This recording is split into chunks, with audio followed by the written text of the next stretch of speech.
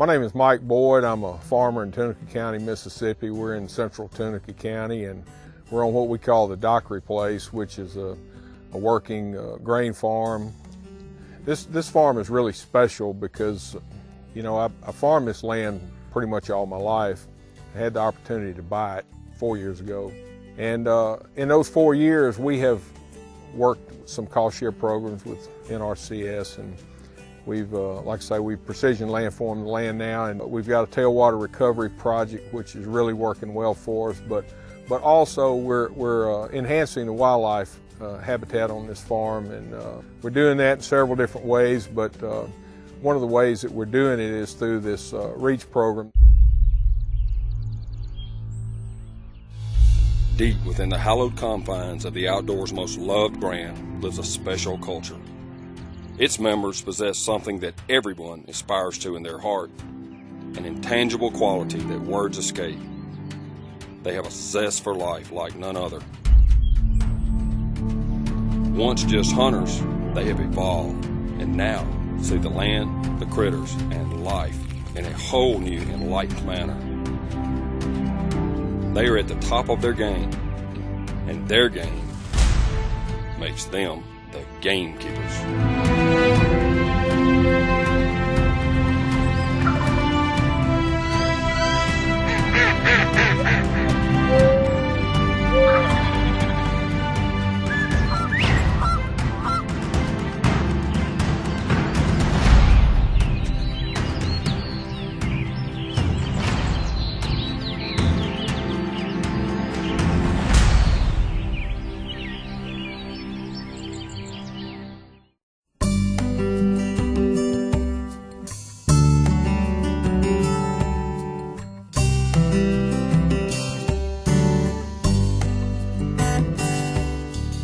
So REACH stands for Research and Education to Advance Conservation and Habitat, but you really don't have to remember what it stands for. It does three things. It reaches out to farmers and landowners and the customers of Mississippi and says, what do you need help with from a resource needs standpoint? It's water-centric, it has water conservation at its core, but it's tying in conservation and habitat and agriculture and showcasing that conservation and agriculture actually marry perfectly together.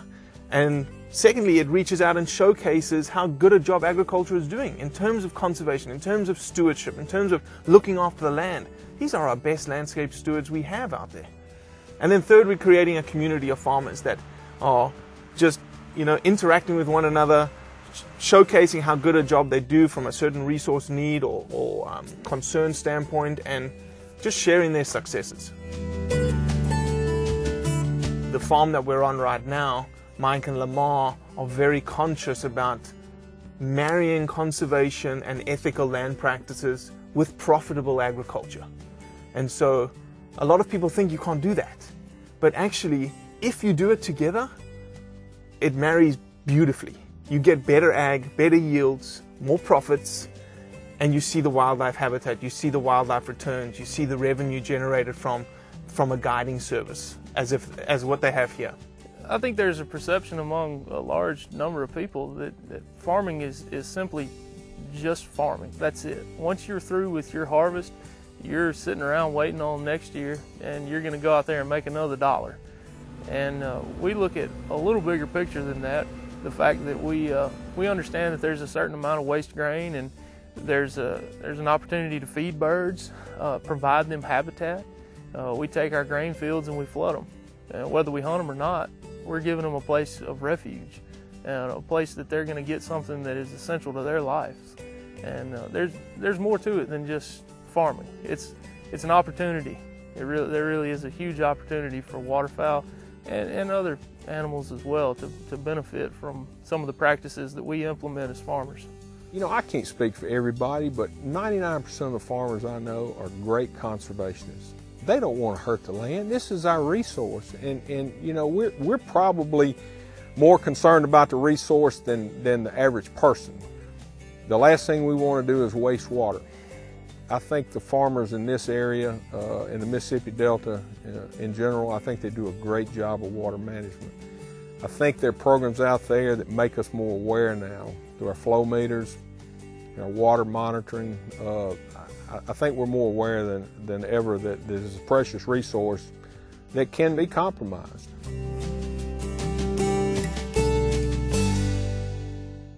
Now I've reached a point in my life where it's time for me to give back, and I'm not so much concerned about the killing of the game, especially on this dockery place, as I am taking care of it and being sure there's a place for them. The Gamekeepers of Mossy Oak is brought to you by Mossy Oak, Ram Truck Brand, Quality Deer Management Association, Reconics, and Cargill Record Rack.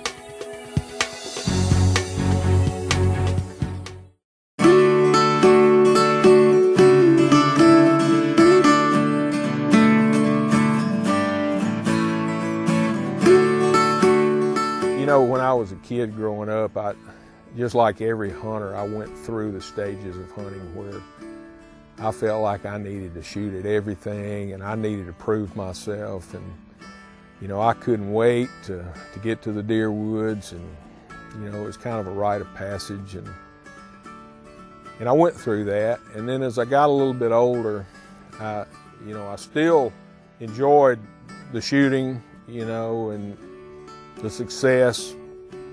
Still kind of gauged my success as a hunter on how many birds we got that morning, or if we got a deer, if we didn't get a deer, or whatever. And then probably in the last few years, I finally came to the point in my life where I still love to work ducks. I still love to watch the dog. I still like being able to spend time with my friends and my clients in the blind and showing something to them that, you know, they don't get to experience every day. Being a gamekeeper to me means more than just hunting. It's about being able to provide for the particular game that you're after, whether it's ducks, deer, turkey, you name it. We try to provide as much as we take away from them. We do try to nurture them and better their lives, give them habitat, food, shelter, you know, cover, places to roost, places to feed. It's more about completing the whole circle. It's not just hunting, it's way more than that. Now I've reached a point in my life where it's time for me to give back, and I'm not so much concerned about the killing of the game, especially on this dockery place, as I am taking care of it and being sure there's a place for them. And you know, I get just as much enjoyment watching these deer now. I got a buck over here that just let me drive right up on him because he knows I'm not going to shoot him. He can hear my tools in my toolbox jingling, and he knows I'm not a threat. I've had him within 20 yards of me. I like that, you know. I like the idea of being able to provide a place for them. You still can enjoy them, you know, but that's a debt I need to repay. I think Lamar is light years ahead of me at his age because he grew up in it. I mean, I thrust him into it so early. He's been guiding duck hunts since he could, well, when he got his learner's permit. And he's got a lot earlier appreciation for that attitude than most guys his age, and I'm glad to see that too. There was a point in my life where I went from just pursuing game to really wanting to understand game. It was more about what I can do for them. They give me great pleasure in being able to go out and hunt them, and there's a sense of pride that you can take in knowing that you're providing for them, which in turn, you know, kind of increases your success. You're providing them a place, and at the same time, you're taking advantage of that for your own good as well.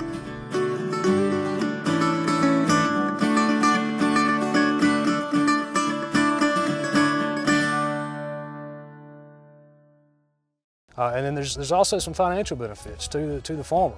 And it's a matter of just simple math. When you're pumping surface water, you're pumping from less depth, and so in terms from a pumping terminology, there's less head, and so it takes.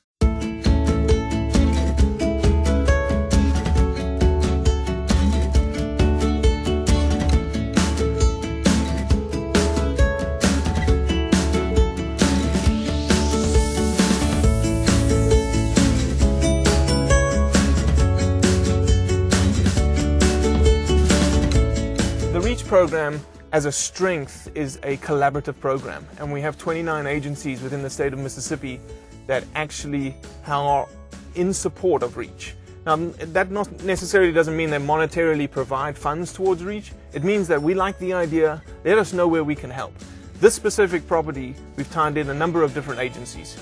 Delta Farm, which is crucial to REACH's success in the Delta. Delta Farm is the farmers advocacy program by which conservation is delivered on the ground. REACH supports Delta Farm in quantifying the benefits of that conservation practice delivery. So Dan Prevost with Delta Farm is with us today, and he is the specialist from the Delta Farm standpoint of implementing conservation practices. REACH supports Delta Farm as a means of education and outreach. The organization consists of landowners and farmers who had a very proactive mindset to address these natural resource concerns. And so with that approach, they're implementing conservation practices on a voluntary basis on their own farm, every day. And part of our job as Delta Farm is to help them help provide technical assistance, financial assistance through different programs that are available. But where REACH really comes into play, we use REACH to showcase what these farmers are doing, not only to other farmers, but to other people throughout Mississippi and throughout the country who may not know otherwise all the good things that are going on the ground.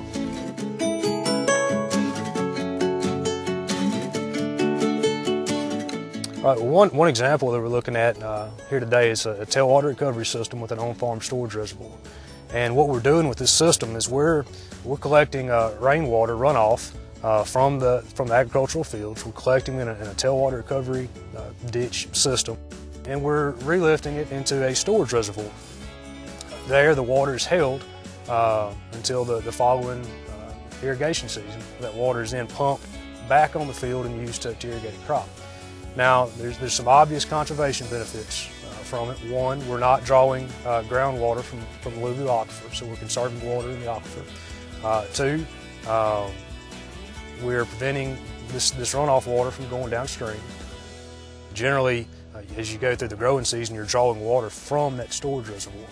And as you do that, as you draw the water levels down, you'll establish mud flats and that sort of thing, around September, which is the perfect time to broadcast millet or something like that. So you can actually use these reservoirs in very good harmony with producing excellent, waterfowl habitat. And then there's also some financial benefits to the farmer. And it's a matter of just simple math. When you're pumping surface water, you're pumping from less depth, and so from a pumping terminology, there's less head, and so it takes less energy, i.e., less diesel fuel or electricity, to put that water back on the ground, and so that's a direct savings to the farmer's pocketbook. Mike and Lamar are duck hunters, and they'll tell you that they want to attract and provide habitat for waterfowl because they run a guide service. But from the standpoint of putting habitat on the ground, they have now. The Gamekeepers of Mossy Oak is also brought to you by Loyal Dog Food, Sheffield Financial, and Mossy Oak Biologic.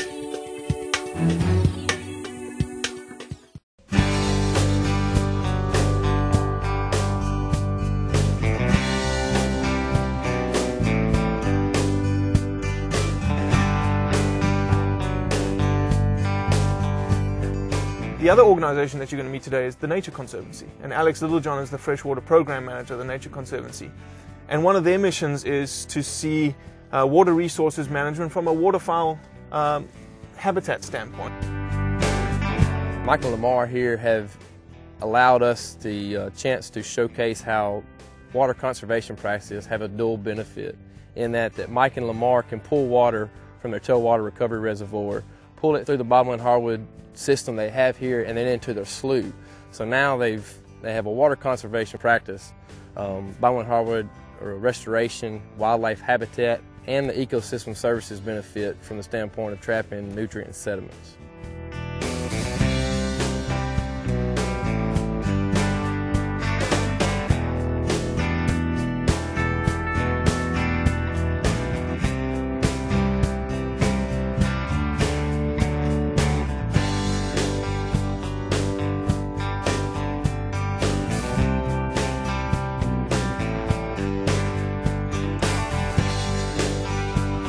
Mike and Lamar are duck hunters, and they'll tell you that they want to attract and hold and provide habitat for waterfowl because they run a guide service. But from the standpoint of putting habitat on the ground, they have now, through the tailwater recovery system, they can put water in their sloughs and in their hardwoods and provide that extra benefit of habitat that they would have normally had to wait for rainwater that may have not ever made it. Now we can trap water throughout the year to provide these systems with water instead of having to wait for it. Prior to beginning the project on this dockery place, we would only be allowed to hold water in this particular break, which is round break, when there was an excessive amount of rainfall in the winter or in the fall months. And we had good success duck hunting in here, but it was limited to high water years. Since we began the project, we've kind of implemented some really good practices and installed several key features that have allowed us to be able to shift water within our system, and we can take it from a reservoir to round break. We can put it in a slough, which is just north of here. We can hold it on our fields, and all of this is done very easily. It's all just a lateral movement. It's with no groundwater that we're doing this. So it really has taken a lot of things that we were unable to do in the past and made them possible because of the fact that we put in pads and pipes, and we're able to irrigate all of our farmland and recover that water in a tailwater system. And we move that water within that system to this place and a number of other places on the farm.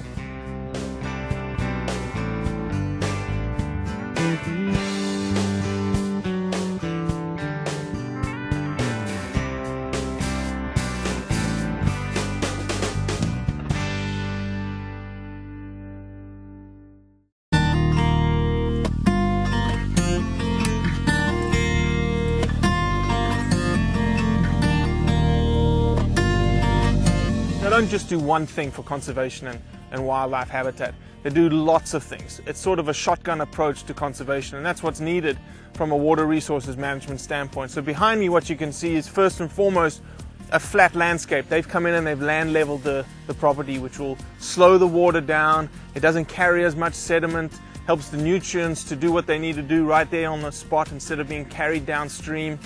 You've also got standing corn to attract the wildlife, to attract the waterfowl in the area. They've also got a lot of water standing behind me, and what this is it's called winter water. So they're holding water on their landscape. This water attracts ducks. It doesn't move off the landscape. It doesn't impact downstream ecosystems. And what they're doing to hold this water is they've got a pad and a pipe. We're standing on the pad right now, and this pad is just a levee that surrounds this piece of ag landscape. And the pad just sort of keeps everything in place, and there's a pipe where the water can run through, and you'll see the pipe itself has boards in it, and those boards can be removed depending on how much water you want to hold. He's got all his boards in right now, and he's holding this water. And so you can see it's got land leveling, he's got pads, he's got pipes, he's got boards, he's holding corn. He's doing all of this from a water quality, water resources management standpoint, but it's also in tune with conservation. It's also in tune with waterfowl hunting. It's also in tune with just this ethic about landscape stewardship that Mike and Lamar just have a great passion for on this property.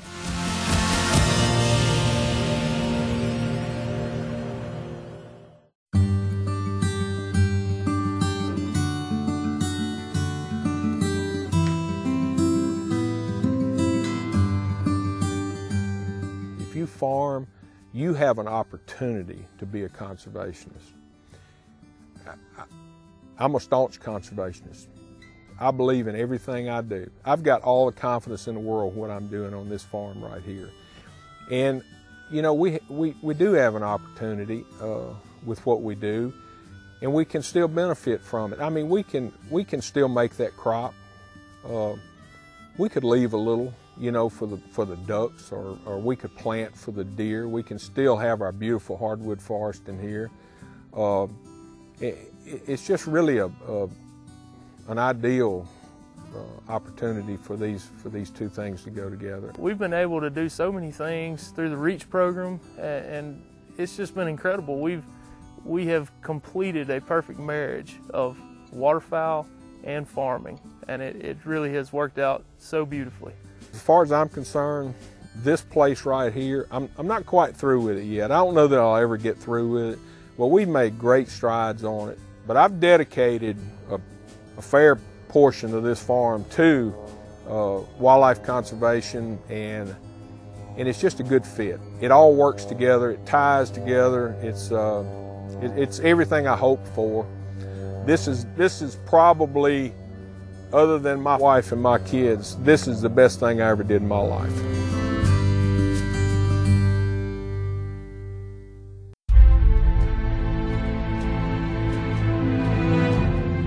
Subscribe to Gamekeepers Farming for Wildlife magazine and receive 4 information-packed issues a year mailed directly to you. Subscribe now at plantbiologic.com.